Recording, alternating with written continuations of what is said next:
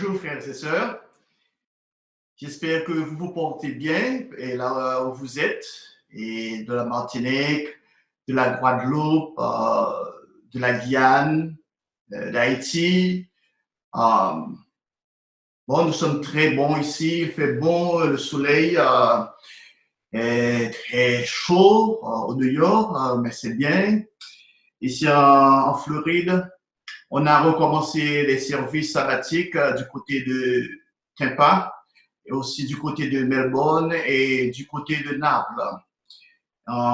Jusqu'à maintenant, nous attendons un mot du personnel du forum pour la congrégation de Fort Lauderdale. C'était bien de pouvoir retourner à faire des services comme à l'accoutumée et de revoir ces visages, ces beaux sourires. Et c'est très bien. Et je remercie M. Thibaut Duval pour sa sermonnette. Ça a été bien et c'est bien en approprié. Et merci. Bon, ce matin, j'ai un sujet que j'aimerais adresser surtout à vous, les jeunes. À vous, jeunes de l'Église du Dieu vivant. En dehors du baptême, l'un des événements les plus importants qui changent la vie se produira très probablement dans le futur. Tout commence par une préparation et une planification minutieuse, car vous vous préparez à être une personne spéciale pour une personne spéciale pour le reste de votre vie. Une cérémonie merveilleuse aura lieu, remplie de joie et d'excitation, car vous promettez d'aimer cette personne spéciale jusqu'à sa mort. Au cours de toutes ces années de bonheur, il y aura aussi des moments de tristesse et d'épreuve. Le mariage a été conçu par Dieu dans le but de produire une semence divine. Veuillez nous reporter au chapitre 2 de Malachie. Malachie au chapitre 2. Malachie, ça vient juste avant Matthieu. Il faut aller jusqu'au bout de l'Ancien Testament. Et nous allons à Malachie au chapitre 2, nous allons lire le verset 15.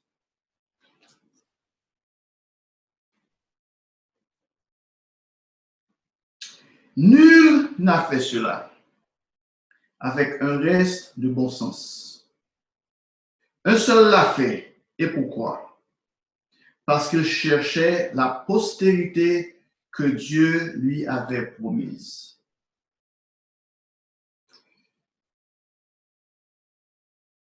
Dans toute sa sagesse, Dieu a créé le mariage qui reflète sa propre relation avec Jésus-Christ. Une relation familiale, harmonieuse, pacifique et heureuse. Parce que si on peut continuer au même chapitre, verset 2 et au verset 16, Malachie chapitre 2, verset 16.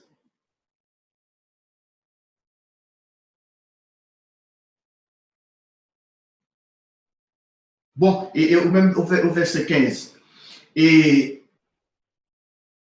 nul n'a fait cela avec un reste de bon sens, un seul l'a fait. Et pourquoi? Parce qu'il cherchait la postérité que Dieu lui avait promise. Prenez donc garde en votre esprit et qu'aucun ne soit infidèle à la femme de sa jeunesse. Verset 16. Car je hais la répudiation, dit l'Éternel, le Dieu d'Israël, et celui qui couvre de violence son vêtement, dit l'Éternel des armées. Prenez donc garde en votre esprit et ne soyez pas infidèles. C'est très important. Dieu a mis beaucoup d'accent sur le mariage, sur le lien conjugal. Et il faut nous poser la question, pourquoi le mariage? Comment cela a tout commencé? Reportons-nous maintenant au chapitre 1 du livre de la Genèse, le premier livre de la Bible, dans Genèse au chapitre 1, verset 26. Puis Dieu dit, faisons l'homme à notre image, selon notre ressemblance, et qu'il domine sur les poissons de la mer, sur les oiseaux du ciel, sur le bétail, sur toute la terre et sur tous les reptiles qui rampent sur la terre. Verset 27. Dieu créa l'homme à son image, il le créa à l'image de Dieu. L'homme a été créé selon l'image de Dieu.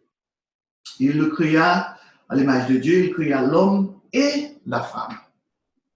Dieu créa l'homme à son image, mais l'homme ici, ce n'est pas un seul genre. Il y a l'homme et la femme. Maintenant, si nous nous reportons au chapitre 2 du livre de Genèse, Genèse au chapitre 2, au verset 15, nous voyons la suite des choses. L'Éternel Dieu prit l'homme et le plaça dans le jardin d'Éden pour le cultiver et pour le garder.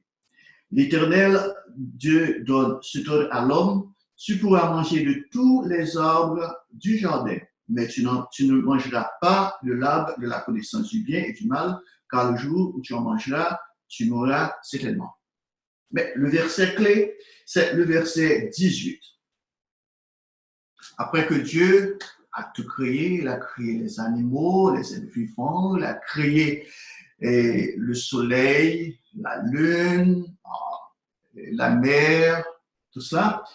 Au verset 18, Dieu dit ici, l'Éternel Dieu dit, il n'est pas bon que l'homme soit seul.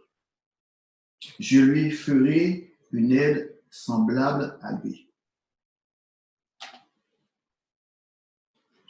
Posons-nous un instant et sur ce verset. Il n'est pas bon, Dieu dit, il n'est pas bon que l'homme soit seul. Il y avait quelque chose clochante, quelque chose qui n'allait pas avec Adam, a été tout seul. Dieu a dit, c'est pas bon. Et pourquoi? Comme vous l'avez entendu dans la sermonnette, Dieu veut que nous ayons des interactions sociales. Dieu veut que nous soyons ensemble. Mais posez-vous la question, est-ce qu'on peut vraiment être un bon chrétien? On peut avoir l'amour pour les autres si on ne pratique pas cet amour avec nous-mêmes? C'est ainsi que nous voyons que Dieu a créé la femme afin que l'homme ne soit pas seul. Si vous êtes un chrétien, vous êtes chrétien, à chaque sabbat, vous allez vous assembler et à chaque fête annuelle, vous êtes à l'assemblée. Vous pratiquez l'amour avec tout le monde vous regardez, ah bon, vous êtes un monsieur très gentil, une dame très gentille. Vous êtes toujours là pour aider les autres. Vous avez toujours un beau sourire sur vos lèvres. Tout le monde vous donne du respect. vous témoignez du respect, vous avez de l'amour, tout ça. Alors que chez vous, vous êtes un tyran. Chez vous, vous n'avez pas de l'amour.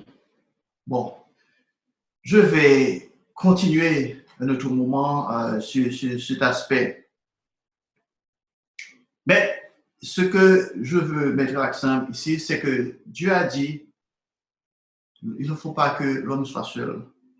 Et on peut constater aussi dans le livre de la Genèse, au chapitre 1, verset 28, Dieu a dit au premier couple, Dieu les bénit et Dieu leur dit, soyez féconds, multipliez, remplissez la terre et assujettissez-la et dominez sur les poissons de la mer, sur les oiseaux du ciel et sur tout animal qui se meut sur la terre.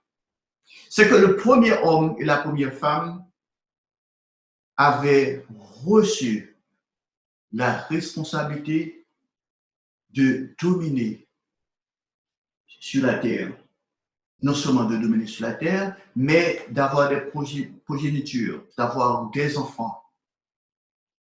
Vous savez, Dieu a voulu que les enfants naissent dans une famille heureuse. Il est intéressant de voir les petites filles commencent à imaginer que ce que sera cette journée, surtout ce qu'elle sera, de la façon elle va se vêtir. Elle commence à imaginer une belle robe blanche avec une longue et belle traîne et un long voile blanc. Elle imagine le prince charmant qui attend, très enthousiasmé. Alors qu'elle va vers lui, son futur époux, son futur mari, avoir des larmes de joie, alors qu'il dit tranquillement lui-même, regarde là, je n'ai jamais vu quelque chose d'aussi beau, d'aussi belle, aussi magnifique. Qu'ai-je fait pour mériter un si merveilleux cadeau de Dieu? Frères et sœurs, c'est très important de réfléchir à ces choses-là. C'est que la fille, la dame, la demoiselle, a rêvé à ce prince charmant. Et le prince charmant, de son côté, faisait des rêves à l'issue de sa princesse. Mais nous devons savoir que ça, c'est un cadeau de Dieu. Reportons-nous à Proverbe chapitre 18, verset 22. Proverbe chapitre 18, verset 22.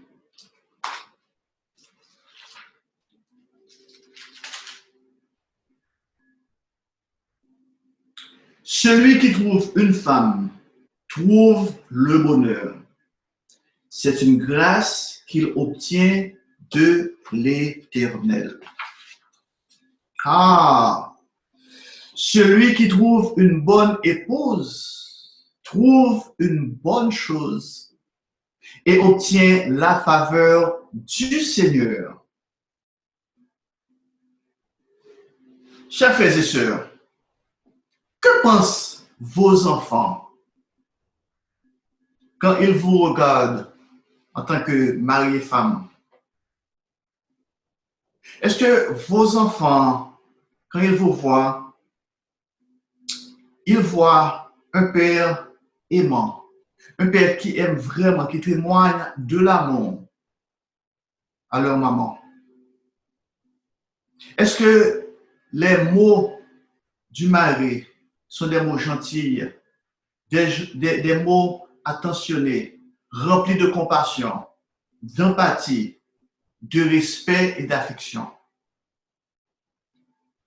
Et vos enfants voient-ils une mère dont les paroles témoignent de la reconnaissance, de la gentillesse, de la volonté de servir sa famille et les autres avec compassion et amour.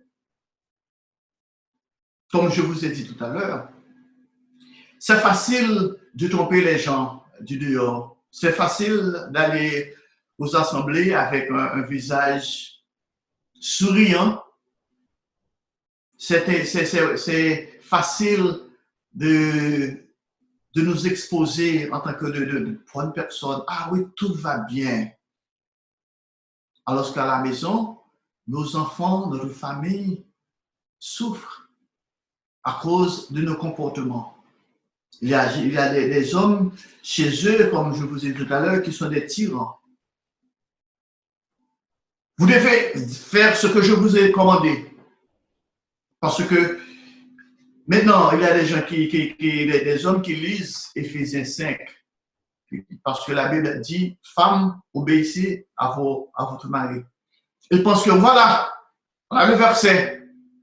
Vous m'obéissez. Vous faites ce que je vous demande de faire. Alors que ce même verset est plus haut, il a dit que Marie, aimez vos femmes. Comment aimer votre femme? Comment aimer quelqu'un? Selon la Bible, le Christ nous a dit, tout ce que vous voulez que les hommes fassent pour vous, faites les mêmes pour eux. Alors ça, c'est l'amour. Vous devez vous mettre dans leurs chaussures. Et cela se commence à la maison. Pas au dehors, pas avec les voisins, pas au bureau, pas à l'église. On doit commencer chez soi. On doit commencer à pratiquer l'amour chez soi. Voilà pourquoi Dieu a institué le mariage.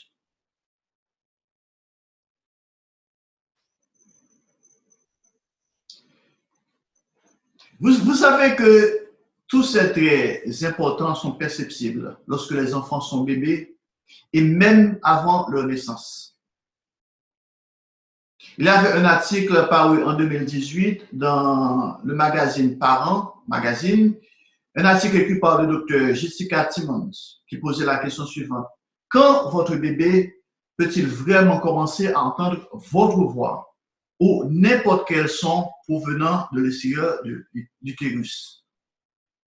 Vous savez, parfois on pense que les enfants, maintenant, quand ils sont grands, quand ils sont devenus un peu jeunes, on dit adolescents, c'est maintenant qu'ils comprennent des choses.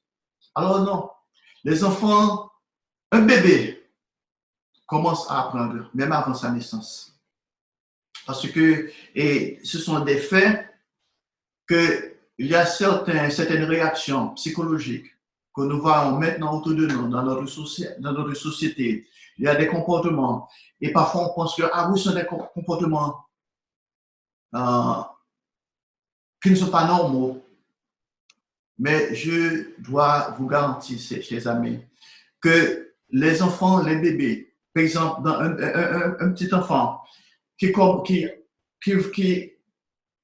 voit ses parents en train de se quereller chaque jour, ça va affecter l'enfant.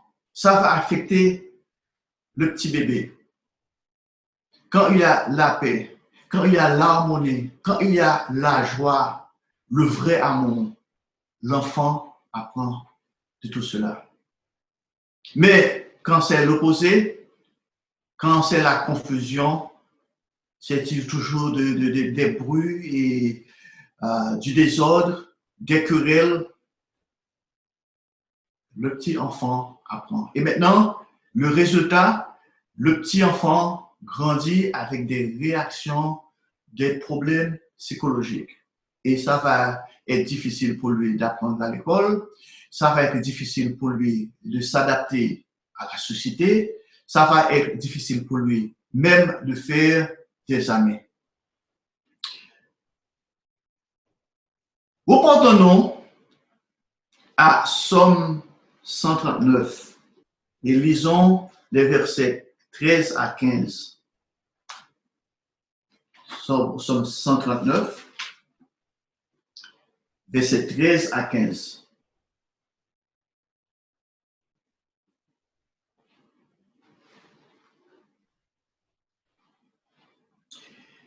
C'est David qui parle. David a dit ici, c'est toi qui as formé mes reins, qui m'as tissé dans le sein de ma mère. Verset 14, je te loue de ce que je suis une créature si merveilleuse. Tes œuvres sont admirables et mon âme le reconnaît bien. Verset 15, mon corps n'est point caché devant toi. Lorsque j'étais dans un lieu secret, tissé dans les profondeurs de la terre.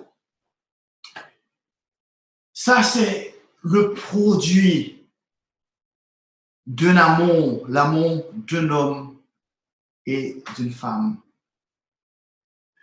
Votre bébé, votre enfant, ça, c'est un produit de vous deux.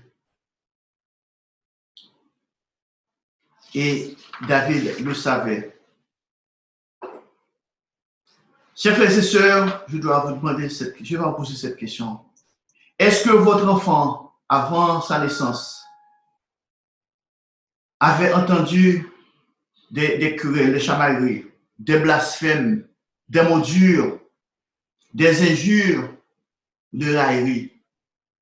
Ou votre enfant, avant sa naissance, avait entendu des mots d'encouragement, de gentillesse, de joie, d'excitation, de compliments et de chaleur? Et votre anticipation, alors que vous attendiez avec impatience son arrivée. Selon le docteur Timmons, à mesure que l'enfant grandit, de plus en plus, les sons deviennent audibles pour lui. Et vers la 25e année de développement, les bébés réagissent aux voix et aux bruits. Le son le plus significatif que votre bébé entend dans l'utérus est la voix de sa mère. Au 3e trimestre, le bébé peut le reconnaître et il réagit en augmentant son rythme cardiaque, ce qui laisse supposer qu'il est plus alerte lorsque vous parlez. Vous savez, et même dans la psychologie, les enfants, les bébés, on reconnaît que quand on joue de la musique, par exemple, il y a la bonne musique, la musique classique, de la musique légère, la musique vraiment qui aide à élever l'esprit. Maintenant, ça aide le bébé, ça aide l'enfant. Et vous allez voir un peu plus loin, au cours de sa jeunesse, cet enfant-là va avoir un esprit calme, un esprit vraiment paisible. Les bébés peuvent reconnaître la voix de leur mère si celle-ci crie fort. Ils répondent également au rire, à la joie et à l'excitation. Cette joie vient d'un mariage heureux, de deux adultes spirituellement et émotionnellement mûrs, prêts à assumer cette responsabilité.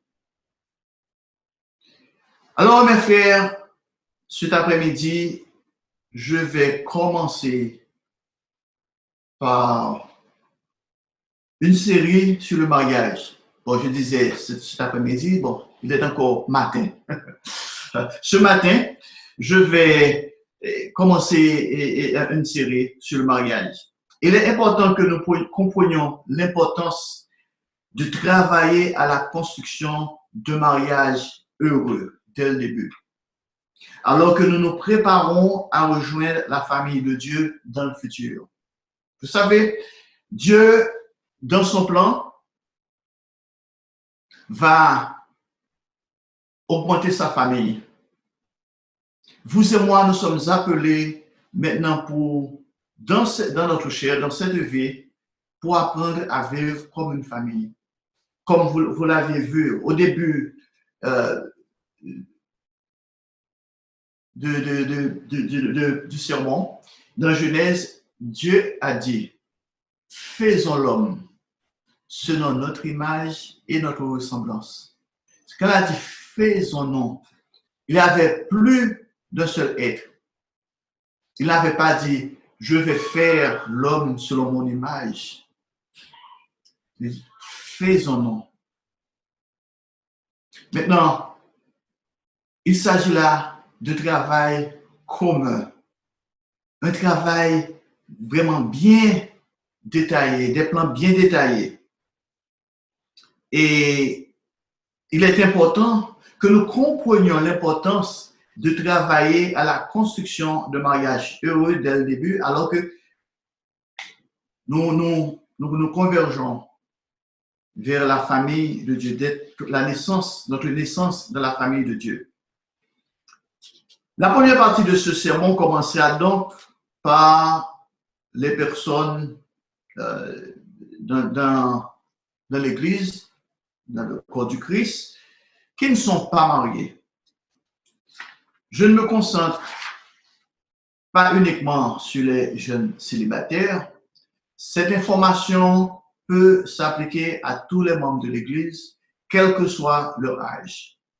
Il est important de comprendre que la préparation de mariage heureux doit reposer sur des bases solides.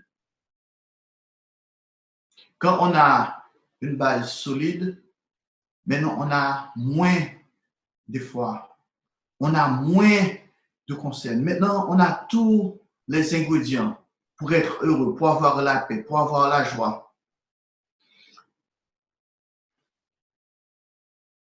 La beauté de trouver le partenaire idéal est ensuite romantique toute la journée, n'est qu'une partie de ce mariage. Parfois, on pense à, bon, comme je vous ai dit tout à l'heure, la jeune fille pense à son prince charmant et le jeune homme rêve à sa princesse.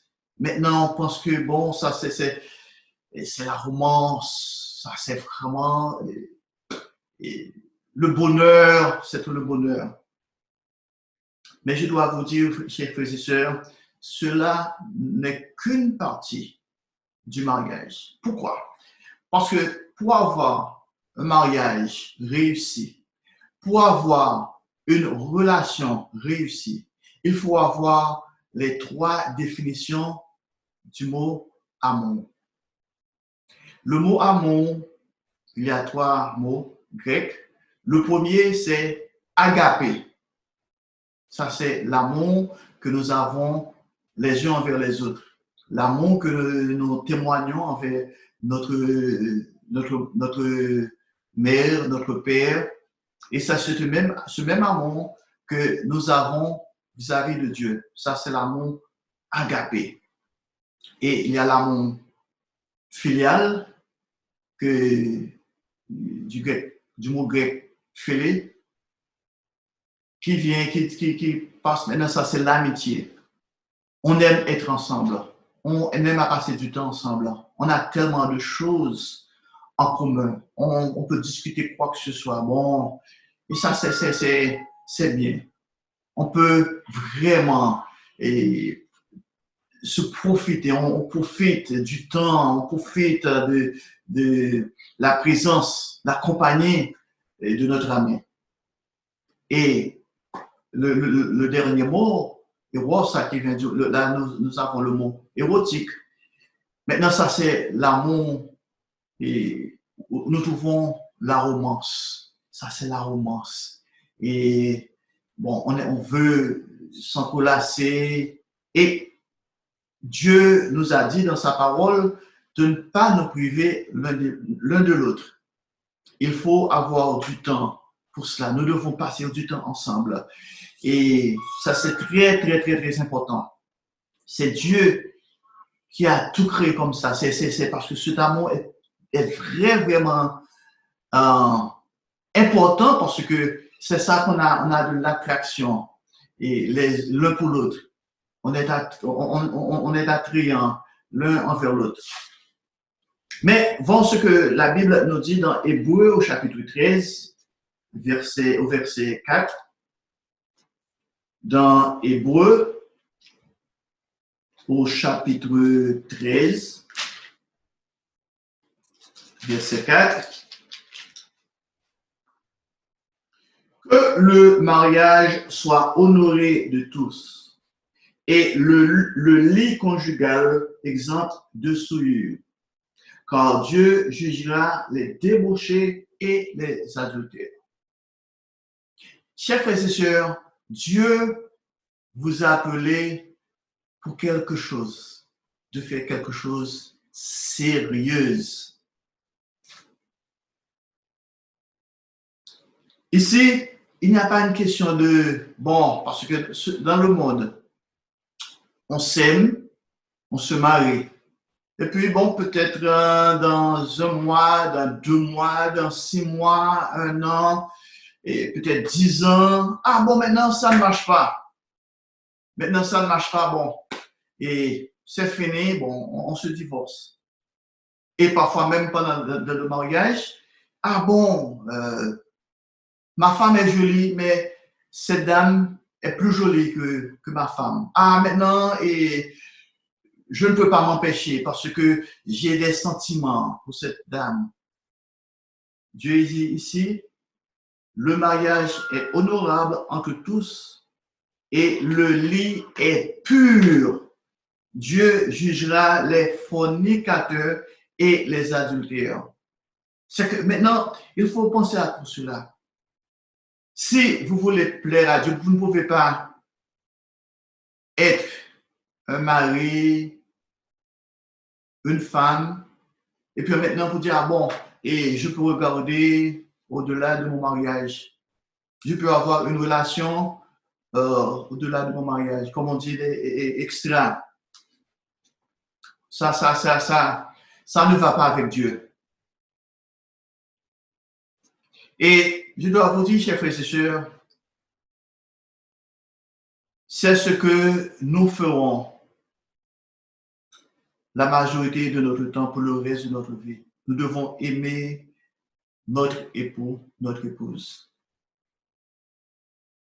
La question que j'ai pour vous, êtes-vous doué pour le passage avec les autres ou pour servir les autres à la maison et aussi dans la congrégation? Qu'en est-il de la capacité à résoudre les conflits? Êtes-vous capable de mettre de côté vos propres besoins et désirs juste pour rendre les autres heureux? Êtes-vous flexible et prêt à pardonner aux autres, même si vous n'avez pas l'impression d'avoir tort? Vous pensez que, ah bon, j'ai pas tort. Mais de toute façon, vous devez penser à pardonner, même quand vous avez raison. Chers frères et sœurs, chacun de ces domaines exige le sacrifice de pouvoir de se donner constamment, 24 heures sur 24. On ne peut pas être chrétien le sabbat, on est chrétien quand on arrive dans la salle de réunion, on est chrétien pendant la fête de tabernacle, on est chrétien avec les autres, et puis chez nous, bon, je fais ce que je veux. Charbonnier est maître de chez lui, maître de chez soi. Non, chers frères et sœurs. Dieu est là. Dieu nous regarde. Il voit nos penchants. Il analyse nos penchants. Il voit nos actions. Rappelez-vous bien que votre épouse est un frère, est une sœur de l'Église. Même si votre époux, votre épouse ne va pas aux assemblées, il n'est pas membre ou il n'est pas membre de l'Église, vous avez un témoignage, vous avez à rendre des témoignages en tant que chrétien. Vous êtes une lumière, vous êtes le sel de votre maison. Le mariage est une affaire sérieuse. Il n'est pas pour les enfants. En tant que membre et ministre, j'ai vu de nombreux mariages brisés. Et vraiment, c'est vraiment triste et pénible qu'on voit un couple qui, au début, ont exprimé l'amour l'un envers l'autre. Un couple qui avait beaucoup de choses en commun. Un couple non, qui avait beaucoup de bons mots, de mots tendres. Et puis après ça, quand ça se termine en queue de poisson, maintenant, ils se déchirent l'un l'autre. Mais je dois vous dire, pour avoir un mariage heureux, c'est très important de commencer dès maintenant à pratiquer comment servir les autres, comment résoudre les conflits, partager avec les autres et aussi apprendre à pardonner les uns les autres, surtout dans la congrégation. Le fait d'être célibataire vous donne une occasion de faire la connaissance des autres, car vous n'êtes pas lié à la responsabilité de vous occuper d'une famille, des enfants. Profitez de cette occasion en tant que membre unique de l'Église pour faire connaissance avec tout le monde, surtout lorsqu'il s'agit des fréquentations. Cela peut vous aider à avoir une variété de personnalités différentes et qui pourraient vous convenir davantage. Les rencontres amoureuses vous aident à voir les qualités des personnes que vous aimez. Et malheureusement, elles vous aident aussi à voir les qualités des personnes que vous n'aimez pas. Inviter quelqu'un à dîner n'a pas besoin d'être une situation de rencontre romantique ou une future demande en mariage. Il suffit de parler et de devenir de bons amis. J'ai entendu des gars qui disent « Ah, je ne l'invite pas à sortir parce qu'elle n'est pas mignonne. » Cela montre un manque de maturité, tant sur le plan émotionnel que spirituel. Nous ne pouvons pas seulement regarder à l'extérieur, mais nous devons aussi considérer le caractère d'un individu. Veuillez vous porter au Proverbe, chapitre 31, verset 30. Le livre de Proverbe, chapitre 31.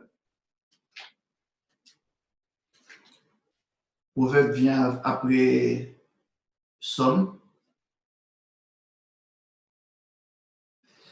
Proverbe, chapitre 31, verset 30. La grâce est trompeuse et la beauté est vaine. La femme qui craint l'Éternel est celle qui sera louée. Ici, dans une traduction, le charme est trompeur et la beauté passe. Mais la femme qui craint le Seigneur sera louée.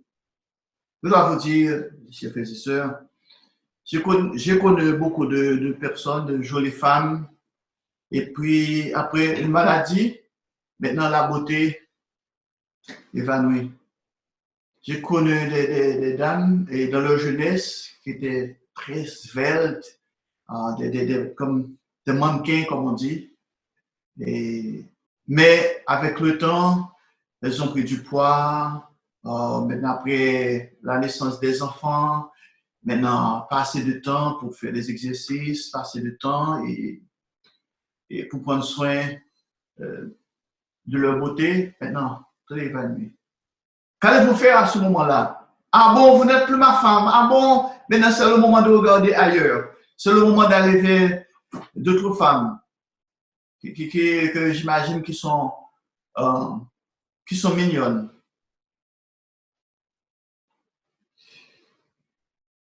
Chers frères et sœurs, vous devez faire attention à toutes ces choses. Vous devez prendre du temps. Prendre du temps de parler à Dieu.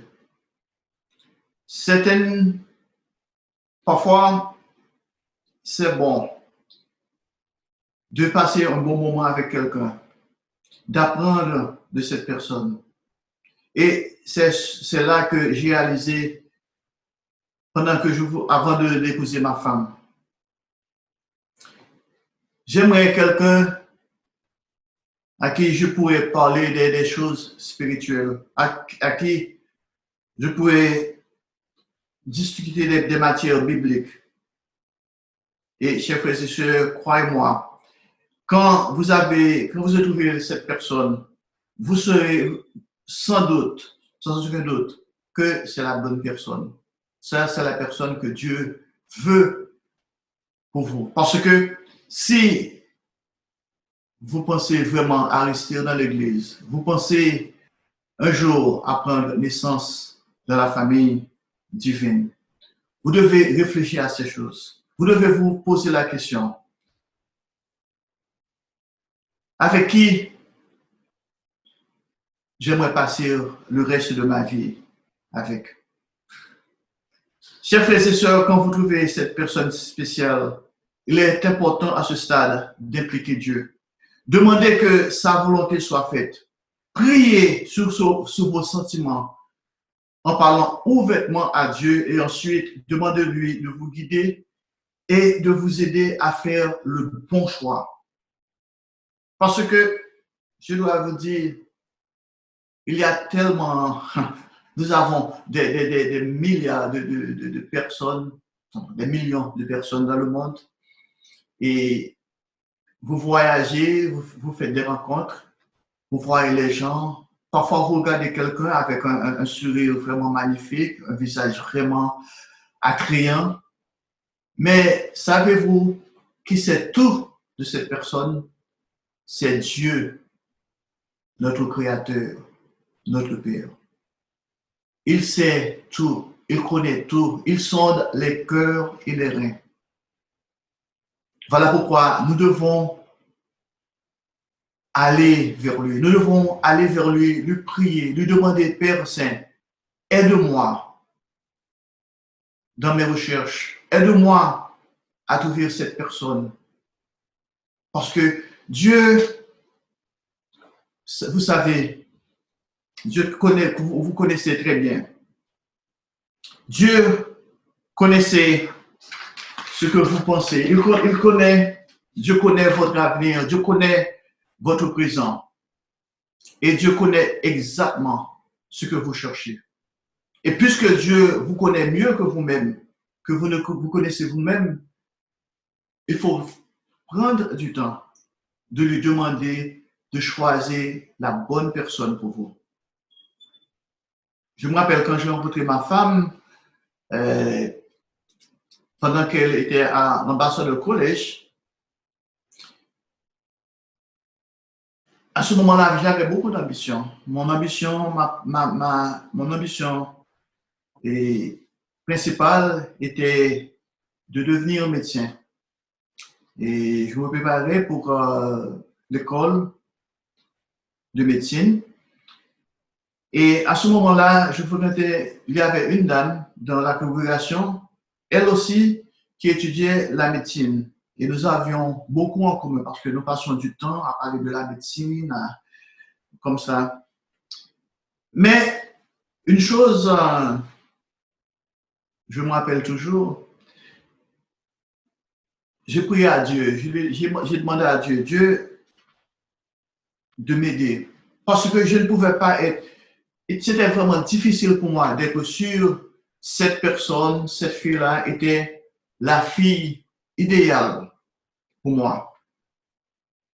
Mais ce qui est arrivé après ce qui s'est passé dans l'Église universelle, cette dame-là est restée avec l'Église universelle. Et maintenant, elle ne garde plus le sabbat, elle ne garde plus les fêtes annuelles. Et c'est vraiment écœurant. Mais, chers frères et sœurs, nous devons mettre notre confiance en Dieu et laissez-le nous guider en toutes choses. Veuillons nous reporter maintenant au psaume 62. Psaume 62, verset 8. Psaume 62, verset 8.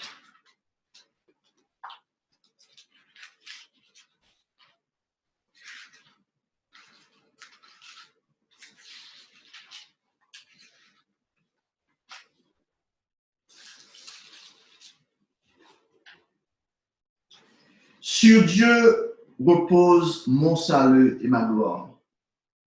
Le rocher de ma force, mon refuge, sont en Dieu. Ça, c'était là les prières de David. David a dit, ayez confiance en Dieu à tout moment. Répands ton cœur devant lui. Dieu est un refuge pour nous. Chers frères et sœurs, nous devons bâtir, nous devons construire notre foi et croire que Dieu peut faire l'impossible. Et nous devons lui faire confiance. Il y a beaucoup de jeunes dans l'église qui se posent la question, ah, je suis seul, je suis célibataire. Maintenant, je vais passer le reste de ma vie et tout seul. Dieu connaît votre solitude. Dieu connaît, Dieu sait pertinemment ce dont vous avez besoin. Vous n'avez qu'à faire confiance, qu'à mettre votre confiance en lui. Dieu est votre refuge. Si vous avez de la foi, le Christ a dit, comme un gré de sévéné, vous pouvez faire move, vous pouvez faire et déplacer, vous pouvez déplacer des montagnes. Avoir la foi. Nous portons maintenant à 1 Jean au chapitre 5, verset 14. 1 Jean au chapitre 5, verset 14.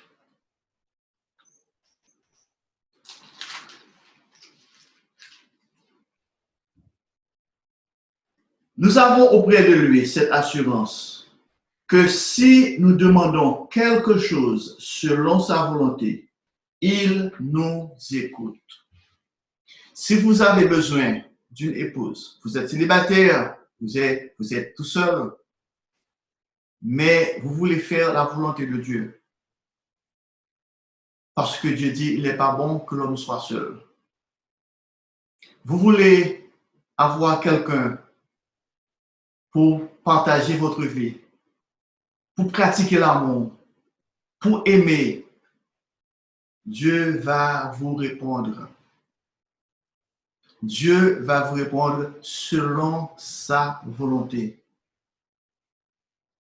Dieu vous écoute. Construire ce type de foi et de confiance en Dieu maintenant vous préparera à des épreuves difficiles dans votre mariage à l'avenir. Et croyez-moi, peu importe combien vous aimez votre conjoint, il y aura des épreuves et des difficultés à surmonter. Parfois, on pense que, après le mariage, maintenant c'est, comme on dit, le lune de miel, et puis c'est beau, tout est magnifique, on se souvient des contes de fées, des histoires romantiques, des histoires d'amour. Ah oui, tout est bien, tout est fini, tout finit bien. Chers frères et sœurs, je dois vous dire, il y aura des épreuves, il y aura des difficultés à surmonter. Par exemple, une fausse couche, le décès d'un enfant, une blessure grave ou le décès d'un conjoint ou d'autres membres de la famille immédiate, la perte d'un emploi, et le fait de devoir déménager soudainement ou simplement le fait de devoir faire face à la belle-fille, la famille de la femme, maintenant qui s'immisce constamment et cause des problèmes. Nous avons des couples qui ont des problèmes avec le belle-mère, le beau-père, belles-sœurs, beaux-frères, des gens qui causent des frictions, des problèmes. Et quelle que soit la situation, vous devez avoir la maturité émotionnelle et spirituelle pour donner le bon exemple. Comme le Christ nous a dit, et comme vous l'avez bien entendu dans la sermonnette, quand quelqu'un vous gifle sur la joue droite, tournez la joue gauche. Nous apprenons, selon la Bible, de ne pas résister aux méchants. Même quand ils ne vous aiment pas, même quand ils vous font du tort, vous devez apprendre à les aimer. Chers frères et sœurs, j'aimerais passer à la suite et discuter de l'importance des conseils avant de s'engager. C'est bon d'aller votre ministre. C'est bon d'aller vers vos parents. Avant de vous engager dans une relation sérieuse, avant même si vous envisagez de vous marier, vous aimez cette personne, vous aimez, vous, jeune homme, vous aimez cette jeune fille, et vous, jeune fille, vous aimez ce jeune homme. Vous dites, ah bon, ça, c'est lui, c'est elle. Cherchez des conseils. Des conseils vraiment, c'est très important.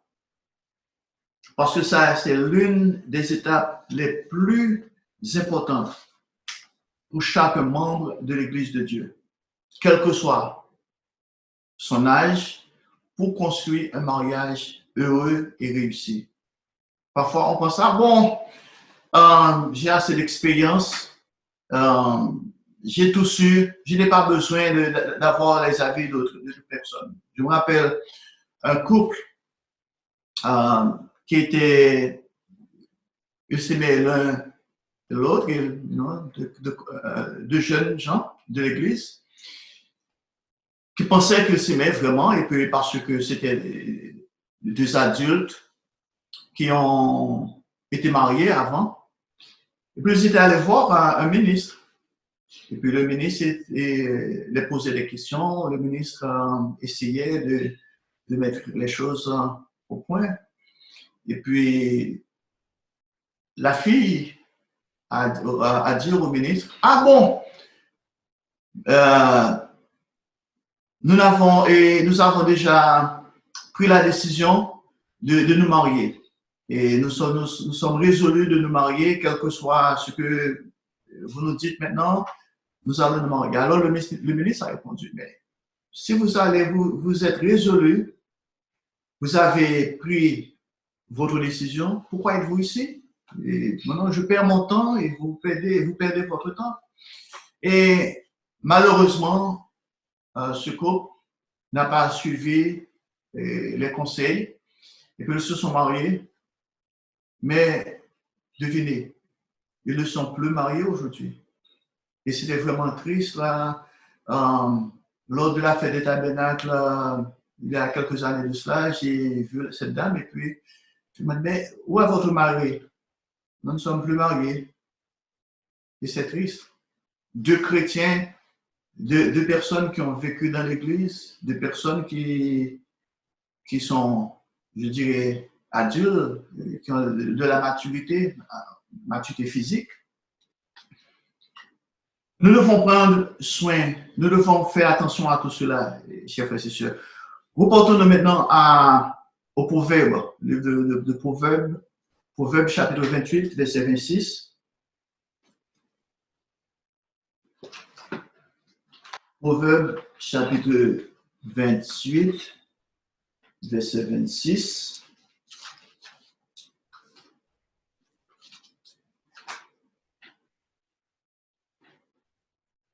Celui qui a confiance dans son propre cœur est un insensé. Mais celui qui marche dans la sagesse sera sauvé. Chers frères et sœurs, c'est très important pour nous de savoir que nous ne savons rien.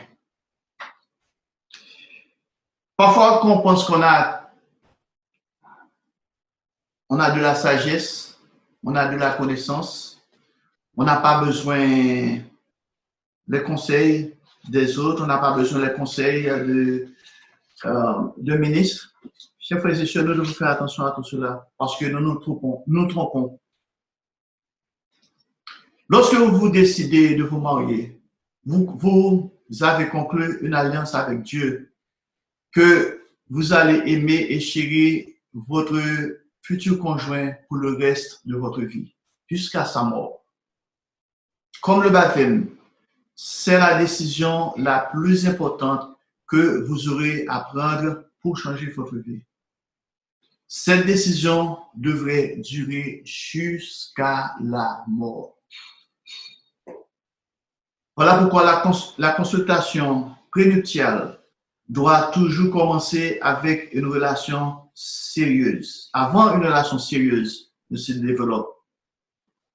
C'est là que la maturité émotionnelle et spirituelle d'une personne est mise à l'épreuve. Il est très important d'être physiquement attiré par la personne avec laquelle vous souhaitez passer votre vie. Mais comme je l'ai déjà dit, le caractère et la maturité spirituelle doivent également être présents. Alors que, savez-vous, les traits caractéristiques de cette personne que vous voulez vous marier, vous voulez passer le reste de votre vie avec. Que savez-vous de leur famille? Y a-t-il des différences et du côté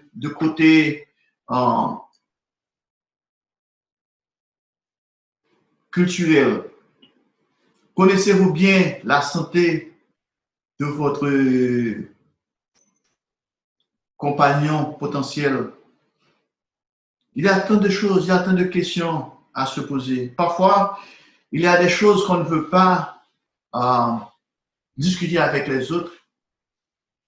Et je me rappelle, il y a un couple, après 1 an de mariage, que la fille a découvert que ce monsieur-là, son mari, avait vraiment été très endetté.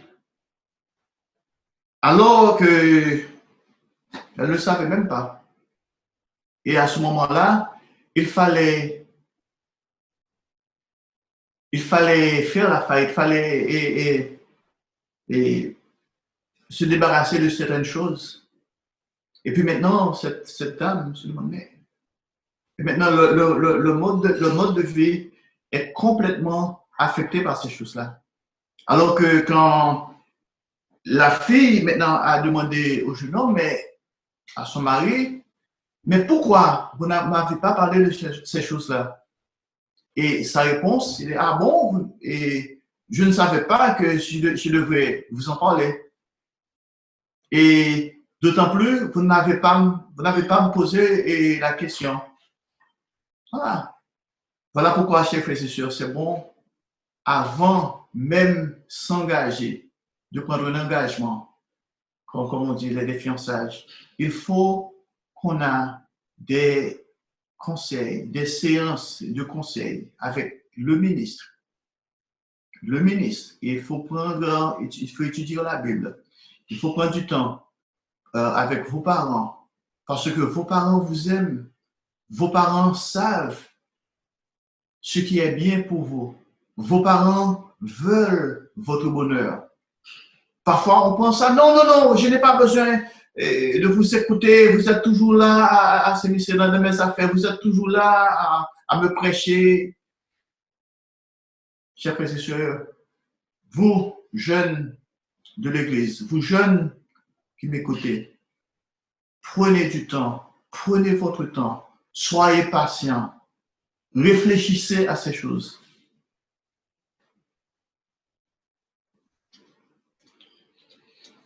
Parfois, on pense que après le mariage, tout sera bien. Parfois, il y a les jeunes surtout les jeunes femmes qui vous disent, ah bon, bon, on a des meubles ici, on peut faire ceci, on peut faire cela, tout sera bien. Ensuite, elle ne voit plus que le mariage. Mais qu'est-ce qui est arrivé? Parfois, on doit se déménager. On doit faire peut-être, euh, on doit faire on doit se réévaluer. On doit prendre des décisions. Alors que parfois, maintenant, ça, c'est pas toujours le cas. Par exemple, on peut, si on vit dans un endroit, il y a le climat est chaud. Maintenant, on doit se déménager pour vivre dans un climat là où il fait froid, il y a de la neige. Maintenant, il faut tout réévaluer. Ça, c'est pas toujours facile. On doit penser à toutes ces choses-là. Maintenant, il faut penser financièrement. Est-ce qu'on a assez d'argent pour survivre? Parce que peut-être on a un emploi et on gagne bien sa vie. Mais qu'est-ce qui est arrivé? Qu'est-ce qui arrive quand on perd cet emploi? Maintenant, est-ce qu'on a assez d'argent épargné maintenant pour payer les factures? Il faut tout penser à cela.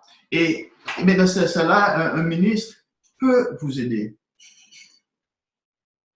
Et la maison, quel genre de maison que vous aimeriez habiter? Quel genre de voisinage? Vos enfants, est-ce que votre mari aimerait avoir des enfants? Maintenant, ça c'est pour la femme. Et maintenant, pour le monsieur, est-ce que votre femme n'a aucune objection de devenir une mère? Et qu'en est-il de, par exemple, il y a cette histoire il y a des filles qui disent, ah bon, je ne veux pas allaiter mon bébé. Alors que le monsieur va dire, non, non, non, non, il faut allaiter le bébé et tout ça, parce que c'est bon pour la santé du bébé, tout ça. Il faut bien planifier ces choses. Il faut tout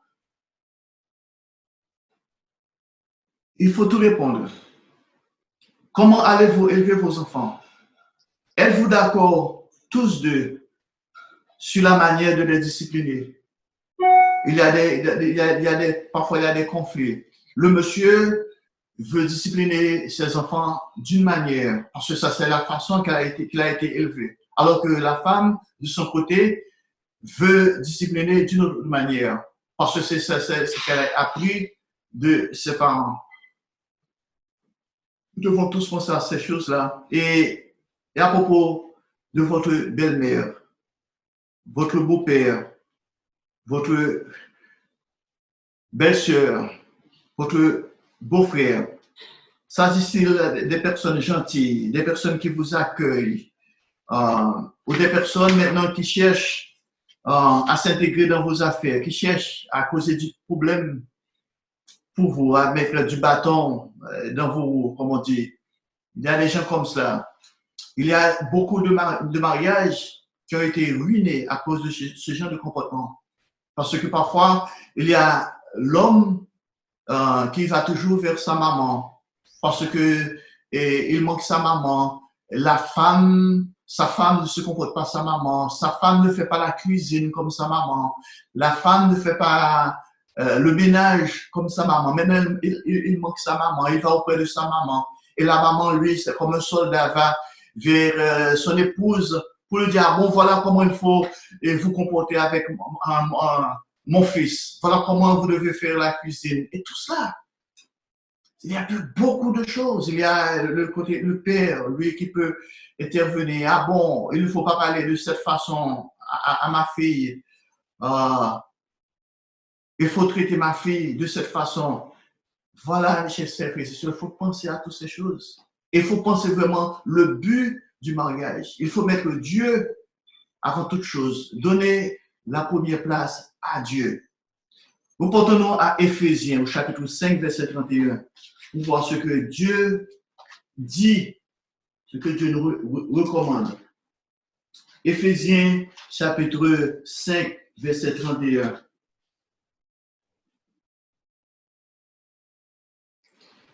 C'est pourquoi l'homme quittera son père et sa mère, s'attachera à sa femme, et les deux deviendront une seule chair. Comprenez bien cela. Voilà pourquoi l'homme quittera son père, sa mère, et s'attachera à sa femme, et les deux deviendront une seule chair. Maintenant, il n'y a pas question de Monsieur X, Mademoiselle Z, il y a une seule. Et c'est bien de comprendre la dualité entre Dieu, le Père, et Jésus-Christ. Comme on est dans Jean, au commencement était la parole était avec Dieu, et la parole était Dieu. Et c'est cette même conception, ce même concept. On voit ici dans Genèse, faisons l'homme. Faisons l'homme à notre image, à notre ressemblance. Et Dieu a créé l'homme, il a créé homme et femme. Ici, les deux deviendront une seule chair. Dieu est celui qui a conçu le mariage et il sait ce qu'il faut pour réussir. Dès le début, Dieu a voulu qu'Adam et Ève aient un mariage heureux. C'est une opportunité pour tous les membres de l'Église de grandir ensemble en atteignant le but ultime de devenir membre de la famille de Dieu. Nous ne pouvons pas enseigner aux autres dans le monde de demain comment construire un mariage heureux et développer des valeurs familiales fortes si nous ne pratiquons pas maintenant dans cette vie présente. Frères, il n'est jamais trop tard pour surmonter, changer et améliorer. Commençons maintenant. Je poursuivrai donc la deuxième partie de cette sermon prochainement. Et la prochaine fois, j'aborderai d'autres aspects du mariage ainsi que certains des problèmes difficiles que rencontrent certains couples lorsqu'ils se marient. Profitez du reste du sabbat et j'espère vous voir, j'espère être avec vous la prochaine fois.